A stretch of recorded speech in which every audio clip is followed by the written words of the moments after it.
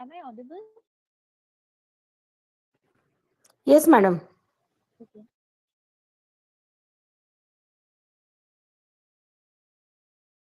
Chabra sir, are you there?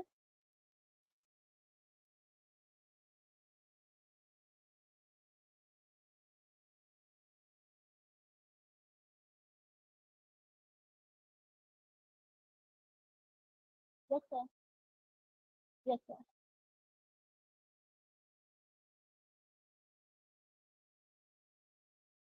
So, good evening, respected members of Research Foundation of India, distinguished schedule expert Dr. Shesht Chabra sir, and esteemed participants. I extend a warm welcome to you on the second day of the Faculty Development Program on Business Analytics and Business Intelligence. The theme of today's session is Marketing Analytics.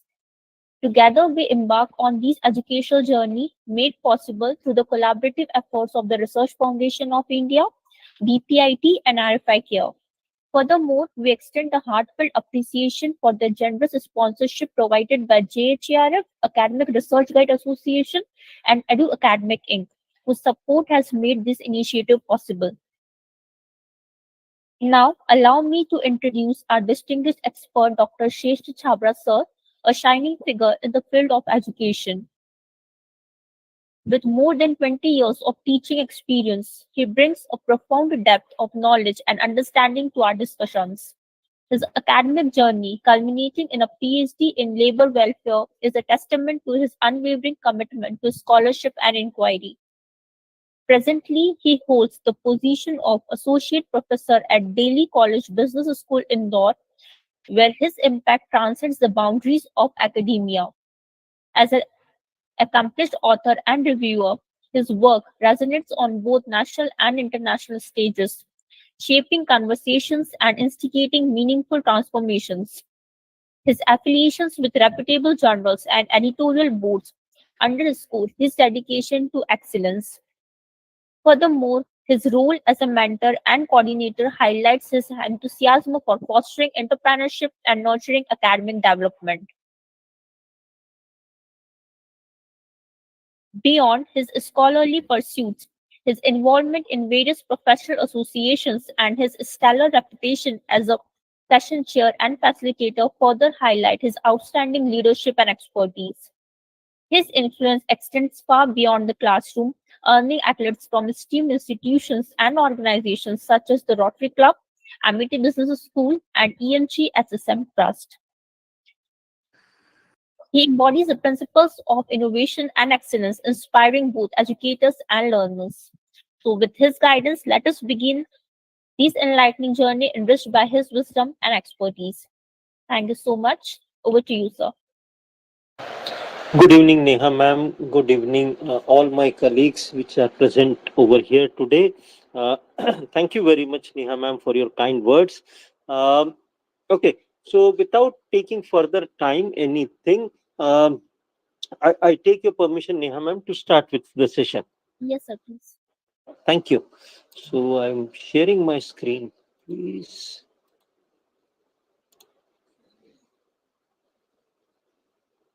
And here we go. Okay, so that is what I would be talking to you. And before someone suggests me that, I can it be made full screen, please allow me to, excuse me with that thing. Because if I do it full screen, the most of the time, the problem is that it is, uh, both of us may go at a very different rate. What I would be talking and what the presentation would be like, so they both would be going at a different rate, so I don't want any disruption in that thing. So I believe it would be better that if I keep it out of the purview of being full screen or on a simple type of things. Okay, so this is what I would be trying and talking with you. So please remember two things while I talk this thing to you. One, that we all are marketers. Okay. Two, we all are customers. So always carry these two things whenever whenever, this is my request to you, whenever you go to a class. I believe most of you are teachers here. Yes, a hand raise would be good enough. Okay, fair enough. Okay, great. Okay, great. Thank you very much. So, so all my colleagues, okay. So to all my colleagues, um, so we would be interacting on fewer points, on some more better points. So as I told you, remember that we all are customers also. Beyond beyond this idea that we are just marketers, we are customers also. We are uh, we experience marketing, and we can add new terms. Okay, see, the kirana shop owner or the grocery shop owner whom you buy things, what you call the mom and pop stores, you buy things frequently. He also knows you by name. He also knows your preferences. May not be that extensively. Okay, you may not buy those extensive things. Mom and pop stores, they have got their different ideology of selling and different things. Especially after the invent, or I should say, uh, after the coming in of say stores like D-Mart and all those things. So but we shop smaller things, or we shop smaller quantities from those local kirana stores, from those local grocery stores. So even that local kirana or grocery store, he knows us. Okay, and please remember this thing, because I would be telling this to you on a different idea also, when we move out on a, when we proceed in our marketing analytics part. So what has been done till now is that we all understand this. Okay, that the customer is a black box. It's difficult to understand the customers. Okay, you go to a sari shop, you would look into various dresses, dress materials, and whatnot, and then you may end up buying, you may not end up buying, you may end up buying something else. This happens with all of us. Okay, that we go with many people I've seen while shopping. Even say, for example, grocery shopping. So many of us go with a so-called list. Okay, and tell me, do we end up buying only from the list? What do you think?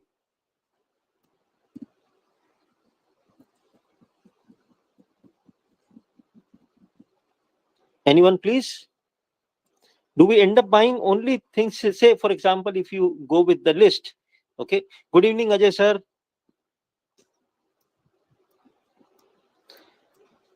Sir, So I think we end up buying more impulsively sometimes more rather than the list. impulsively, rather than going very straight onto that thing, that especially the, those males, those married males who go with the list that their wife might have given. And then the auditor sits at the home to check that how much have you bought in. So uh, so we all end up with this. We agree, we end up buying something extra. Why we end up buying something extra? There may be a number of reasons. Yes, you know it. So that is what I'm trying to tell to you, that what makes you buy, what makes you, you may not buy all the things even from the list, despite of the fact that they are available. Okay, so what makes you buy, or what makes a customer not to buy the same thing the other customer may buy? So that is where the black box comes in. That is where the decision black box comes in. Okay, and all marketers are trying their own ways and means to uncover, or rather I would say, to understand what does this black box can mean. Okay, or what does this black box can contain. How can I, how can I favorably influence a customer to create that decision, or maybe to create that idea of taking a decision. That is what is our carry back from that thing. Okay, so you know remember this story. Why every marketer would like to talk about this? I'm sorry, I'm using a different type of an anecdote. Okay, a different idea of this thing. Please don't, this has got nothing to be personal with. Okay, you are moved in from that thing, that where customer loyalty would be a great issue. Okay, types mera pati sirf mera types, to a shared idea of consumerism, that mera pati mera bhi hai. Okay, we live in that, we have started living in that world. Okay, And as I said, this is just an anecdote. This is nothing to be personalized at any point. So customers, I've seen. I tell you my own experience. 10 years ago, if you would go with some other brand carry bag to a shop, I won't name that thing, to a store, they would be like, "Sir, please, you have to manage this by on your own." Okay, they would be so averted by that. Okay, they were so angry on that thing that you shop from other store, and then since you are not able to find those store, you come to us. Okay, so they were so aversive of that store carry back that the watchman would say, tell you that, sir, this you are keeping at your own risk. Well, while it was not the same in other customers' case, the customers who would keep a normal carry bag, no brand printed over it. From there, I have learned this idea that how aversive people were to the idea that you are a customer to other brands. Okay, so loyalty would be a question mark. But now it is all okay. You can buy one thing from a store, take that carry bag, go into someone else, don't buy another carry bag and buy it from there also. They would be happy. It's okay. Okay. So because all of them need, all of us, as marketer, all of us needs customer. Okay. So it's so all good enough. To some extent, that some of I give you an example. I give you a very peculiar example to this. Uh, there were two restaurants side by side, in different businesses. One was having a dose, they sell South Indians, okay, and the others would sell soya chap, okay, that Amritsari soya chap. They would be selling that. And slowly, what they have done or what they have learned from the consumer experience is that they created a common place to sit out to eat, okay, wherein at that common sit out, which was, it, some would be towards the dosa man side, some would be that towards the soya chap side. You can sit at either of the places, and then you can order from any of these shops. Okay, both the shops menu, they are owned by different owners, no connection in between them, but they have created so-called collaborative idea of sharing the customers, that okay, you can sit here, you can order soya chap along with dosa, and you as a family, you can eat, enjoy both of them. So that's what I'm saying, that it's okay.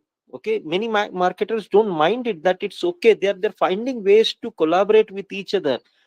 It's not only about affiliate marketing, it's more than that, that you co-brand or you promote someone else, that's a different idea. But now marketers are okay with that, that it's okay that if you can, you can have my product also, but the only idea is that you cannot consume someone else's product sitting at my premises.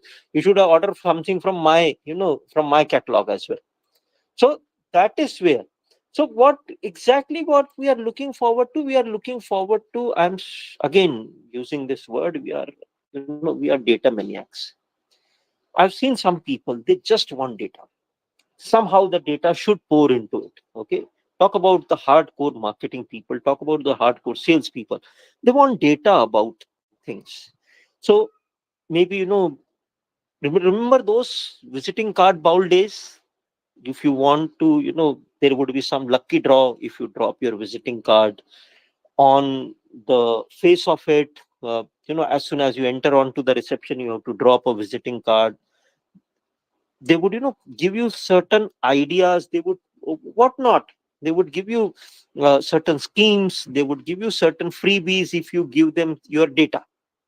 Okay, so those are that is what I'm saying, that those we have all seen those maniacs. Okay, so they want data from you. Okay, so if you do not do the data right away, no issues. What we would do, we would give you some loyalty bonuses. Remember that BPCL's card, which would give you, you can pre-fill that card, and then you can later on use it to get the petrol, and along with the petrol you would get loyalty points, because you are getting your petrol filled only through the Bharat Petroleum outlets. Such type of loyalty cards. So, you know at one point of time, I was reading those analysts, and they would say that at one point of time it would be all plastics. Your purse would be filled with plastic. There would be plastic cards, there would be plastic money and whatnot. You don't have to carry cash. Well, they were not that right. The plastic has now been changed into a digital form. Okay. But then loyalty cards are there. Okay. Take one step ahead. If you're not able to get those things from the customers, you go in and buy data. And this is one, good question which I keep asking many people. How much do you think your data would cost you?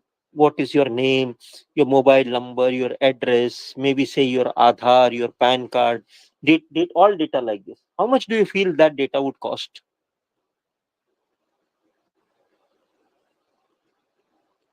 If some marketing agency would like to buy that data, how much would that data cost? Any ideas? Any rough guess? Okay.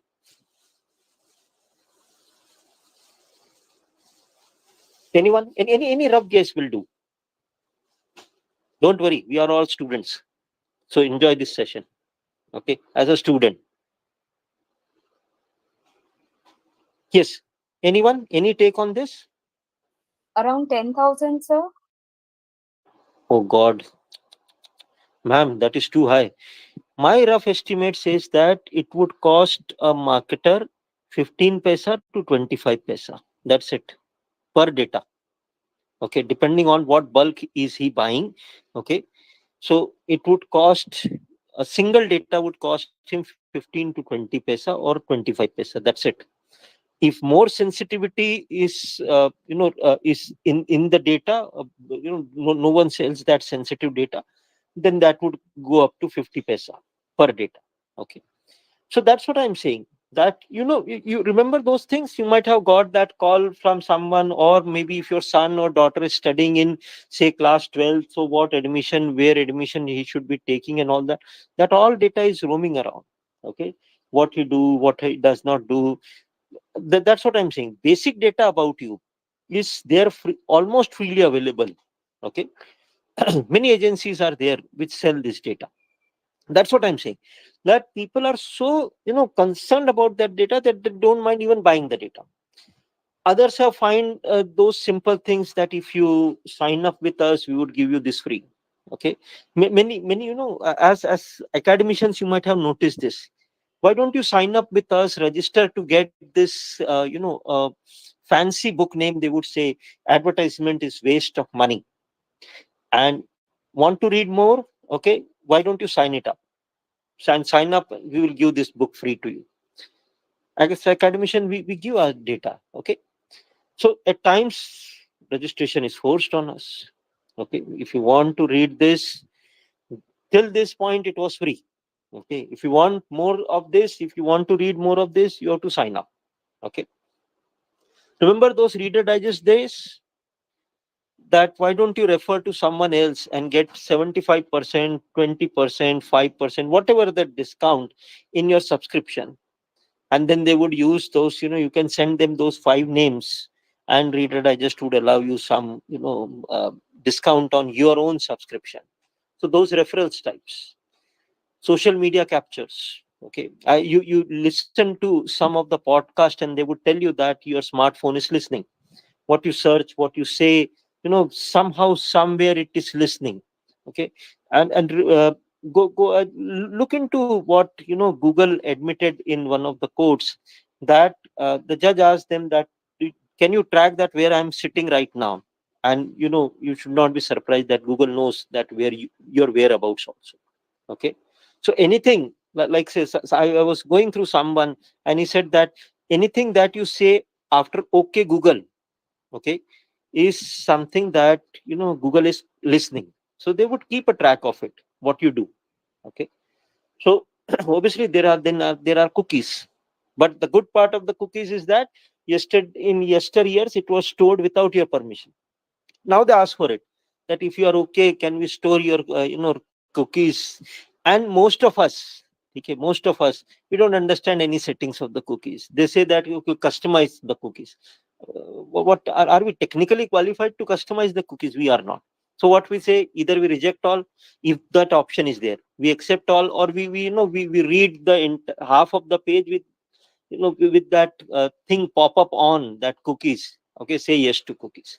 So all these things would, they would say that, "Okay, these are all meant to benefit you, these are all meant to give you a better experience." No doubt it is, I'm not saying that, but it's all a effort in one way or the other that they want to capture the data.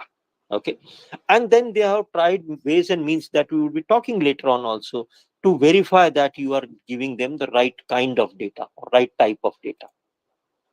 So that's what happens to them. I would start first with this thing, organic and inorganic type of things. See, there are extensive softwares which are available now.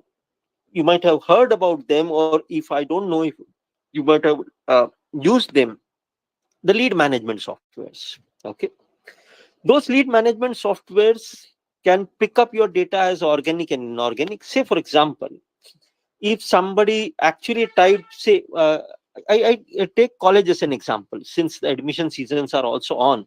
So, and we all come from similar background. So, since if somebody typed your college name directly or punched into your college name directly into Google, then that becomes an organic lead. Okay, if they arrived through some platform, through something onto, and they landed up on your page, that becomes inorganic. Or you understand as a researcher that what is primary, secondary, and tertiary, not in that perspective that somebody else referred to you something, or somehow you landed up onto that page. So it can be any type of data. How? So what is more important, the idea is that if you have got first hand data, if you have got more of an organic data, okay, that is more authentic. Okay, those people who actually want to take admission, the chances of the turnaround, if I talk in terms of admissions only, okay, the chances of people get buying the things that they know by name, okay, are higher than you landed up through some page, or you landed up through some Facebook advertisement. And there are some tricky Facebook pages, they, as soon as you just hover over them, okay, just hover over them this way, and they would click, and they would take it as a click, and they would redirect you to that page. Okay, and many of people complain this thing, that I never clicked on it, I was just hovering over, and they directly took me to that page. So that is what exactly happens when you are more relying on an inorganic data. So inorganically, you can say that, see, Facebook yielded this much things, or Insta yielded this much things. You need to actually sit over. So that's in where, these lead management softwares will do for you. That how much you should, or somebody should sit in and look into that, how much that data has yielded for you, and what can be done with that data. Or if you actually are interested into that, how much that data has yielded for you, try such type of analytics methods or models. I would go one by one. Okay, and so any questions till this point before I move on to this thing? Any observations, any questions? As I told you, you are also a customer, so any observation from your side?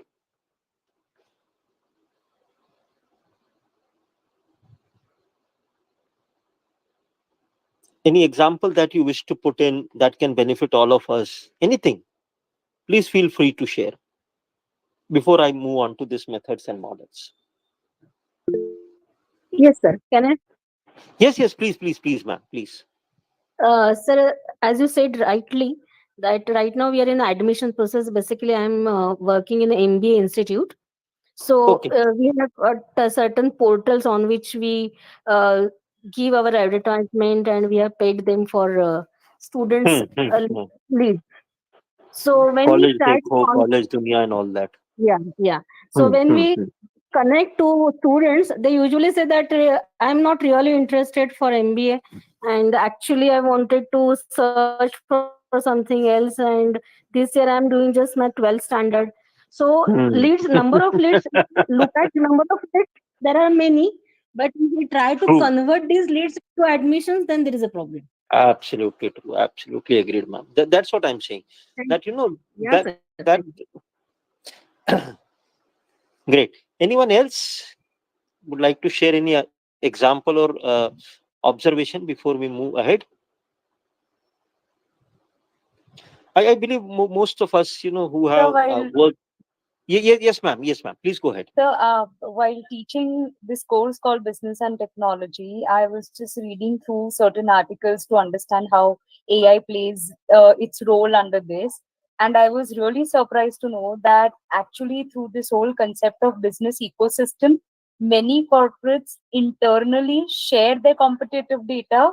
Not only do they collect these data at retail outlets themselves, but even at the distributor level or for that matter across the supply chain, but the data available to them is in a huge quantity, and sometimes Absolutely. they face the problem of how do they clean the data to make it more reliable. Absolutely. And ma'am, that is where data science comes in. That, cleansing of data, and, data is required, what data is extra, what data is to be dumped. For example, take any DMart outlet, or for example, take any best price store, or any of that store, for example, any of that store. You know, hundreds of customers shop in and out daily. Okay. I was reading through, I would take this example of EasyJet, and I would just like to quote this idea that uh, you might have traveled once with them, you might have traveled hundred of, you might be a frequent flyer, and when they started with their email campaign, they were talking about a personalized email to you, talking about, say, how much you have traveled, and not to give you some facts or figures or data like that, how much have you traveled from Delhi to Mumbai, or from this destination to Y destination. No, they were giving your data in terms, more in terms of an emotional connect, like, say, the distance would have been half of the moon that you have traveled with us, or something like that. So actually you can connect with the company. So the point is that, ma'am, it's absolutely right, and that is where, the problem in marketing is, having collected all this data, what to do with this data. Okay. People think about that thing, that, having an Insta page would drive them, as an influencer, or in any one of them. No. What would you do with that data? Okay. So you, either is that you blindly believe in what, this so-called new channels are saying to you, but the answer would be no. So that is where, what exactly you can do is that you can look forward to these three models, or these three methods. One is the media mix, that, say, for example, I advertise through television, I advertise through different medias. As marketing, people, we understand that we can advertise through different media channels. So which of these media channels would be most effective? Like, say, if you ask any of the present student, so they and say that, "Okay, I want to do a hoarding." Do you think hoarding is a still a relevant? I ask you. Do you think hoarding is still a relevant mode of advertisements? No, depends, please. Okay, no. Okay, which would stay for longer term in memory? Okay, say for example, I ask you three. I want to again. I would take a university as an example.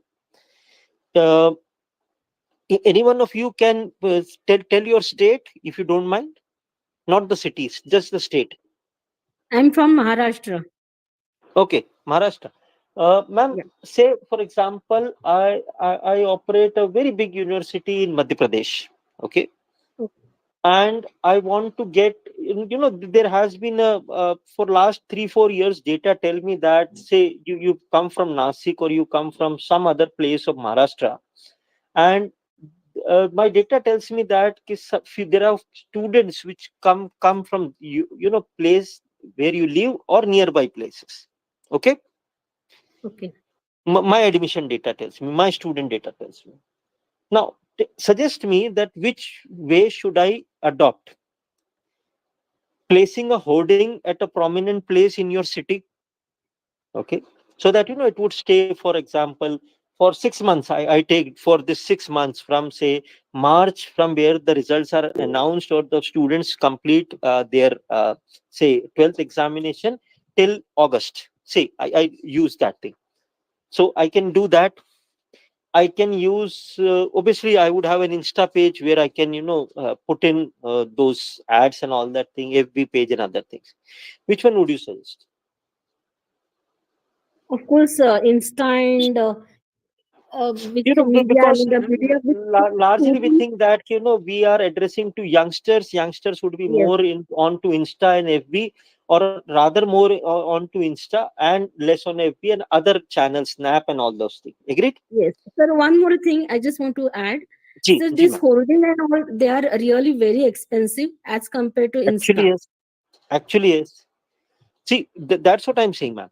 But if you think it from a different perspective, you would realize this thing that if I put one hoarding or for a longer period in a prominent place of your city, okay, where I can where I can find more of youngster population in general, okay, or passing by youngster generation, won't it be a recall types? Yes, it will be recall. Yes, Okay, 100. But it that's should what be I'm for a saying. longer period. Yeah. Yes, that's what I'm saying. So you can always look for a media mix. Okay, and after going for a media mix, you can look for a say radio channel, or you can look for a different idea. Then after maybe say an year of admission, we all ask the students, from where did you learn about us? So based on that analytics and many things, you can understand and answer this thing, that which media mix was better result, as you was putting in, ma'am, correctly, right? That some say for holding would be very expensive. Agreed. Okay, but did it yield any result? If say for example one media, X media, was very cheap, but it did not yield any result. So what would I do with that media when it is not yielding a result? Okay, so that's what I'm saying, that these days we find that you would find almost all of the companies going on for a media mix. Okay, so through this media mix of model, over a period of time you can understand that which channel has done, or which medium of promotion has yielded me better results. And similarly, before I take up the multi-touch attribution, let me go back to one simple thing. We understand this thing, yes, that you can approach the customers through multi channels. Okay, so technically we have divided into multi channel and omni channel, and from the diagram I believe it gives you an idea that different channels are targeted through the same customer. So product centric, if you're marketing product centric, that would be a multi channel. If you're being a customer centric, then that would be an omni channel. Okay, so see, you can approach through, say, for example, you can do an SMS, you can have a WhatsApp thing, you can have a call. There is a call center number, and there is an app wherein you can go and register your complaint, whatnot. You can, bombard customers in different ways. You can send in an executive to talk to the customer, whatnot. The point and idea is simple, and that is two. One, have you ever noticed this idea that you ended up telling the same story to many customers or to many channels in the same way? What do I mean by this is, say for example there was some problem in your, say for example, bank account. Okay, or some charges were deducted haphazardly. So the same problem, you went to the bank and then they told you that you have to give a call to customer care and tell them. So the customer care people said that, why don't you SMS this, some code like this to a certain number. Once you SMS it, the things go back to the bank, and the bank people call you and tell you what happened, why you have complained. Have you experienced anything like this?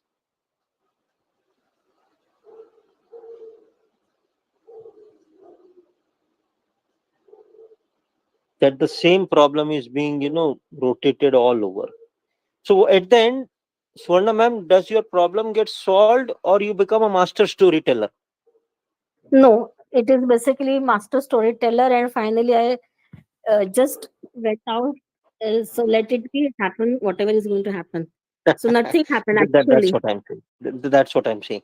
That is what, the problem with most of us is. See, I tell you a basic idea. With many of us getting into a website type of a thing now, the website has become a very fancy thing. Okay, that you should have, and website are a gone days. Forget about website. Now it's an app day. Okay, so any business that you want to be in, why don't you download our app? Okay, so maybe you may not be using that app even once, but they would make you download their app. Okay, so eventually what would happen, that if a customer feels frustrated out of all these channels of contacting, what would you gain? Nothing. Okay, and that is what would the second model, the multi-touch attribution model, would help you in. This multi-touch attribution model would tell you that through which touch points did the customers frequently contacted you. Second, how is the efficiency of these touch points? Okay, most of, businesses that you would come across have put most of their operation on IVRS, automated response. Okay, voice response mechanism. They don't waste their executives calling you and telling you, yes sir, what can I do for you? No, most of the queries, the standard queries, talk in terms of mobile. So your balance, your this, your last recharge, all this data, press 1 to know this, press 2 to do that. So self-help type of things. Okay, so that is where multi-touch attribution model can help you to understand that how, a customer is which channels does the customer approach maximum, and wherein there were problems or loopholes. And finally, since you are adopting a multi-mix, a media mix and multi-touch models, you would obviously interested in a unified measurement. Okay, that all things put together, all channels put together, all touch points put together, how effective was my marketing? Okay, at the end, management would like to know all this put together. Okay, that is where, because as I told you, we would be using an integrated marketing communication. Almost all brands do. Okay, all companies do. So if you are using that, an integrated management marketing, so a unified marketing management or unified marketing measurement would help you, look into many things that you are maybe probably not getting or maybe missing out types. So how that can help you, or how that can uh, do things for you. Say for example, take the first example, AccuWeather. I believe all of us have used this idea of AccuWeather. So what do? They have collected a huge amount of predictive analytic data from the local weather where you want to know about it, and then they are a premium product. Okay, if you want to know basic weather, that is okay. If you want to know a detailed weather, you have to buy their subscription. Okay, so if you have got enough of data, sell it. Okay, create a business out of your data. That data, the intelligence that you have created over a period of time, make it a business. And that's how AccuWeather was born. Okay, through this analytics, through this data, you can know your consumers better. You can know their preferences better, what they like, what don't they like. Now you have got data on many things. Somebody was mentioning it. I believe Isha ma'am was mentioning it, that the type of data that these marketers have about you, what you like, what you don't like, what are your preferences in digital space.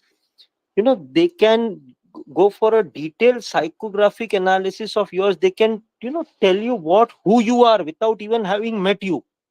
They can give an exact description. Even your astrologer cannot describe you that beautifully and that precisely what these marketers can do for you. Okay, and here comes a caution. Raise this caution to the class also, that since your digital footprints cannot be erased, be very peculiar about what you like, what you don't like on social media, on status. See, this young generation, okay, what is the issue with them? They want to post everything on their status. You just had a fight with your friend and you want to post something that what is the use of you trusting your friends and whatnot? Okay, they patch up with the friend, their status changes in another 1 hour. So that's what I'm saying. They are so used to this status, snaps, and all those things. And someone who would be hiring them would be looking in all these things, that what you like, what you don't dislike, politically, religiously, everything, every ways. So be very cautious about what you tell people, because at times this can cost you your job also. Okay. So that is what, that's the level at which we are talking about. And this is all available authentically. And I'm not talking about anything dark web, or you being, cyber bullied or cyber stalked. No, this data about you is available to any company, okay, who is interested in you. As simple as this. So I was talking about this EasyJet email campaign with you. So you can offer a very personalized type of thing, which people actually like reading about it. Don't be just be another email, dear so and so. So what people do, oh, maybe in 10th, 11th class, you were taught that mail merge type of things from Word. Now there are sophisticated tools. So they would pick up this thing and they would put your name and send it in email to you. That does not mean that it is a personalized. No. Okay. So you need to actually know person's preferences. Even if that is what I said, the typical task was easy, that was that somebody might have be a frequent flyer and somebody would have just one traveled it once. So give them a personalized experience, even if that is once or that has been a frequent thing. Write a personalized story about them. Okay. Yes, absolutely. uh, you can always look forward to new means. Okay. So it would help you pitch the product better.